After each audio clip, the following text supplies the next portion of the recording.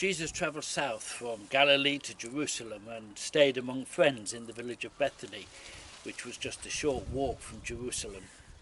And on this day, Sunday, he entered the city in triumph, riding on a donkey, listening to the cheers of the throngs of the Jews all around him.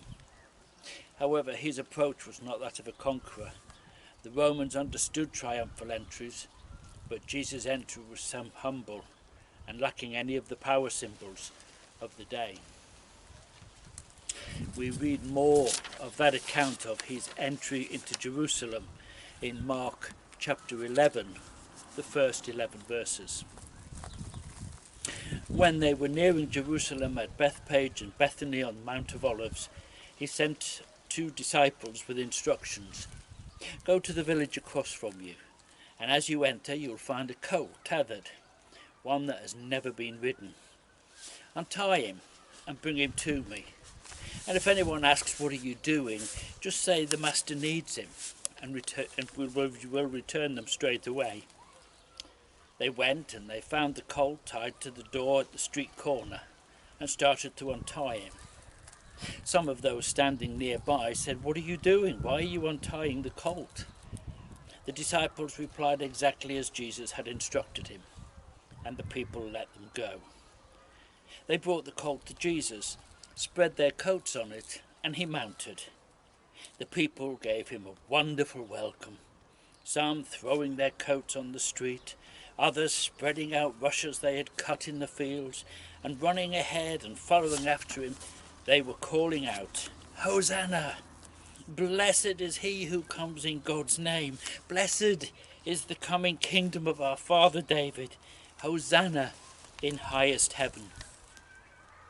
Jesus entered Jerusalem, then entered the temple. He looked around, taking it all in. By now it was late, and so he went back to Bethany with the 12.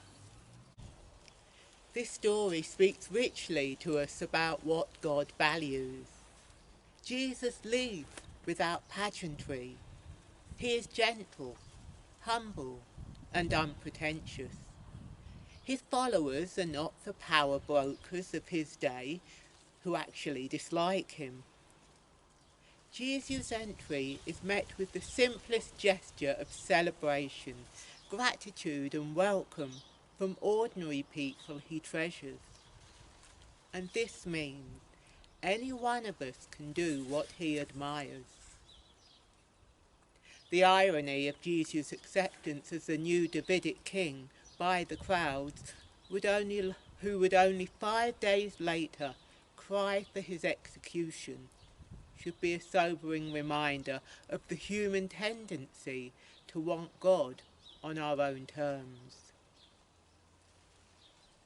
So, how can I celebrate and welcome Jesus today? Let's remember from Matthew chapter 1, 21 and verse 5. Behold, your king is coming to you, humble and mounted on a donkey.